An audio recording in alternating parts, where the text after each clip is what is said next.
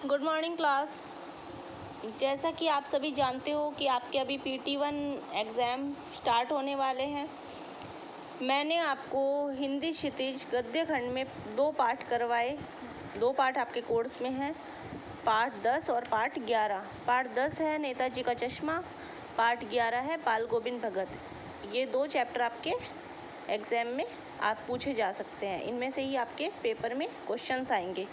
सभी questions MCQs questions होंगे, जिसमें आपको 4 ऑप्शन देंगे हर क्वेश्चन में। तो आपको उस पे एक क्वेश्चन पे सही निशान लगाना है, राइट लगाना है। तो हम रिवीजन स्टार्ट करते हैं। पार्ट 10 है हमारा नेताजी का चश्मा। मैं आपको इसका रिवीजन करवा रही हूँ। नेताजी का चश्मा पाठ के लेखक का नाम। तो आपसे क्वेश्चन पूछे जा सकता है नेताजी का चश्मा पाठ के लेखक हैं, तो आपको 4 नाम दे सकते हैं। कोई भी 3 नाम तो किसी और लेखक के और 1 नाम होगा स्वयं प्रकाश। तो आपको चारों ऑप्शन में से सिलेक्ट करना है स्वयं प्रकाश इसका, क्योंकि सही उत्तर है स्वयं प्रकाश। ठीक है। प्रश्न नंबर 2 है, मैं आपको समझा देती हूँ।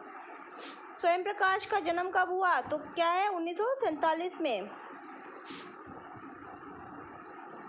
स्वयं प्रकाश की कितनी कहानी संग्रह प्रकाशित है? तो 13। ठीक है, 13 कहानी संग्रह प्रकाशित है। इनकी रचनाएं हैं सूरज कब निकलेगा, आएंगे अच्छे दिन भी, आदमी जात का आदमी और संधान। ये किसी भी तरह से आपसे क्वेश्चंस पूछे जा सकते हैं। उपन्यास, इनके उपन्यास कौन कौन से हैं? बीच में विनय और ईंधन, ये इनके प्रसिद्ध उपन्यास हैं। जैसे आपसे अगर पूछ लिया आदमी जात का आदमी, ठीक है, आदमी जात का आदमी, ये रचना किसकी है? तो आप किसकी बताएंगे? आंसर में आप सही आंसर पे राइट करेंगे स्वयं प्रकाश। आपसे अगर पूछा जाता है संधान रचना किसकी है, तो आप सही उत्तर पर राइट करेंगे स्वयं प्रकाश पर, और बाकी 3 छोड़ देंगे। सही उत्तर पर राइट करेंगे, निशान लगाएंगे राइट का। ठीक है। आपसे अगर पूछा जाता है कि दिल्ली चलो नारा किसका था, तो किसका था? सुभाष चंद्र बोस का। तुम मुझे खून दो मैं तुम्हें आज़ादी दूंगा नारा किसका था? सुभाष चंद्र बोस का। सही उत्तर है सुभाष चंद्र बोस। ठीक है। आजकल स्वयं प्रकाश किस नाम की पत्रिका का संपादक मंडल में है? तो किस नाम की पत्रिका के संपादक मंडल में है स्वयं प्रकाश? वसुधा नाम की। ठीक है, वसुधा सही उत्तर है। क्वेश्चन है नेताजी की मूर्ति पर क्या नहीं था? तो उत्तर है चश्मा। ठीक है। चौराहे पर मूर्ति किसकी थी? नेताजी की। सही उत्तर है नेताजी। किसे आते जाते बात खटकती थी नेताजी की मूर्ति देखते समय? किसे खटकती थी? हालदार साहब को।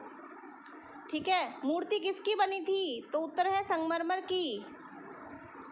ठीक है, आपको सही उत्तर संगमरमर पर राइट लगाना है। नेताजी की मूर्ति पर लगे चश्मे का फ्रेम कौन बदलता था? तो कौन बदलता था? 4 ऑप्शन दिए जा सकते हैं, कोई भी, जैसे बच्चे दे दिया, बूढ़ा दे दिया, पान वाला दे दिया, स्वयं प्रकाश दे दिया। तो आप किस, और कैप्टन चश्मे वाला दे दिया। 4 ऑप्शन में से कैप्टन चश्मे वाला जरूर होगा, और 3 ऑप्शन यूं ही आपको दे दिए जाएंगे। तो आपको किस पे राइट लगाना है? कैप्टन चश्मे वाला पे। ठीक है। पान वाला कैसा आदमी था? तो कैसा आदमी था? खुशमिजाज था। नेताजी की मूर्ति पर मूर्ति बनाने वाले व्यक्ति का नाम क्या था? नेताजी की मूर्ति बनाने वाले व्यक्ति का नाम क्या था? तो क्या नाम था नेताजी की मूर्ति बनाने वाले व्यक्ति का नाम? मोतीलाल। मोतीलाल ने बनाई थी ना मूर्ति, ड्राइंग मास्टर मोतीलाल ने। ठीक है। अब क्वेश्चन है हमारा नेक्स्ट क्वेश्चन। इस कहानी से हमें क्या प्रेरणा मिलती है? तो हमें किस चीज़ की प्रेरणा मिलती है इस कहानी से? देशभक्ति की प्रेरणा मिलती है ना। तो सही उत्तर होगा देशभक्ति। ये हमने पाठ 10 नेताजी का चश्मा पाठ का रिवीजन किया। अब हम दूसरा पाठ करते हैं, पाठ नंबर 11 बाल गोविंद भगत। बाल गोविंद भगत पाठ के लेखक का नाम है, क्या नाम है? रामवृक्ष बेनीपुरी। रामवृक्ष बेनीपुरी का जन्म कब हुआ? 1899 में। इनका जन्म कहाँ हुआ? बिहार, मुजफ्फरपुर में हुआ। ठीक है, कहाँ हुआ? मुजफ्फरपुर, बिहार जिले के बेनीपुर नामक गांव में हुआ इनका जन्म। इन्होंने गांधी जी द्वारा चलाए गए असहयोग आंदोलन में कब भाग लिया? 1920 में। ठीक है, 1920 में जब गांधी जी ने जो आंदोलन चलाया था ना, उसमें इन्होंने भाग लिया। और इनका निधन कब हुआ? इनका देहांत 1968 में हुआ। इनकी रचनाओं के नाम क्या है? माटी की मूर्तें, गेहूं और गुलाब, पैरों में पंख बांधकर, जंजीरें और दीवारें, पतितों के देश में, चिता के फूल, नेत्रदान, अम्बपाली। आपसे इस तरह से भी पूछा जा सकता है कि माटी की मूर्तें क्या है, तो आपको बताना होगा कि रेखा चित्र है। गेहूं और गुलाब क्या है, तो आपको बताना होगा निबंध है। ठीक है, जंजीरें और दीवारें क्या है, तो ये संस्मरण है। तो आप ये सभी पढ़ेंगे। बाल गोविंद भगत किस जाति के थे? बाल गोविंद भगत तेली थे। ठीक है, और रामवृक्ष बेनीपुरी जी किस जाति के थे? ब्राह्मण थे। या लेखक को किस जाति का होने का अहंकार था? ब्राह्मण जाति का होने का अहंकार था, तो क्या होगा? ब्राह्मण। क्वेश्चन है, बाल गोविंद भगत अपना साहब किसे मानते थे? किसे मानते थे? कबीरदास जी को। ठीक है, बाल गोविंद भगत कैसी टोपी पहनते थे? कनफट्टी टोपी। सही उत्तर है कनफट्टी। ठीक है, कनफट्टी टोपी। बाल गोविंद भगत ने अपने पुत्र को मुखाग्नि किससे दिलवाई? तो किससे दिलवाई थी? अपनी पतोहू से। पतोहू यानी पुत्रवधू से। ठीक है, और ये कबीरदास जी के ही आदर्श पर चलते थे। कबीरदास जी जैसा करते थे वैसा ही ये करते थे। ठीक है, ये कौन कौन से वाद्य यंत्र बजाते थे? खंजड़ी और करताल। बाल गोविंद भगत अपनी फसल को सबसे पहले कहाँ ले जाते थे?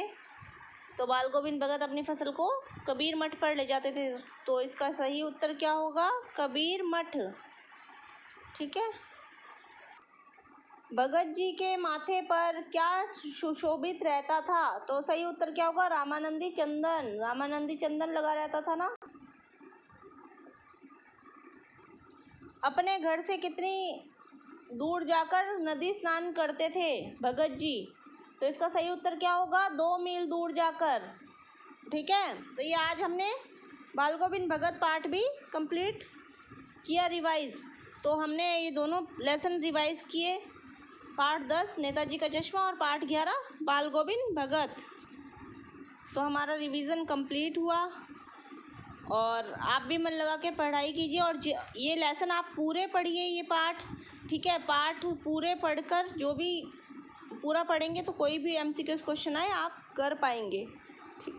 ठीक है, तो thank you, take care, all the best for your exam. ठीक है, अपने एग्ज़ाम अच्छे से दीजिए। Bye, take care.